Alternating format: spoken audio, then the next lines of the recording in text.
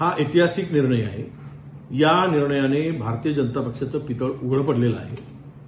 ज्या धनशक्तीच्या भरोश्यावर यांनी जनतेला आणि विरोधी पक्षांना नामोहरण करण्याचा प्रयत्न केला गेला होता, काही विशिष्ट उद्योगपतींना मोठा करून त्यांच्या माध्यमातून पक्षाची तिजोरी भरायची आणि त्या धनाचा वापर विरोधकांना संपवण्यासाठी करायचा, ही जी पद्धत या देशामध्ये सुरू झाली ती इलेक्ट्रॉनिक्स बॉन्डच्या माध्यमातून, त्याला मात्र सर्वोच्च न्यायालयाने जोरदार चपराक दिली आणि हे संपूर्ण असंवैधानिक ठरवत असताना तो पैसा सुद्धा ज्यांच्याकडून आला त्यांना परत देण्याचं काम परत करावंच लागेल असाही निर्णयामध्ये असल्यामुळे मला वाटतं आता भारतीय जनता पक्षाने जे धनशोषण करून स्वतःच्या पक्षाला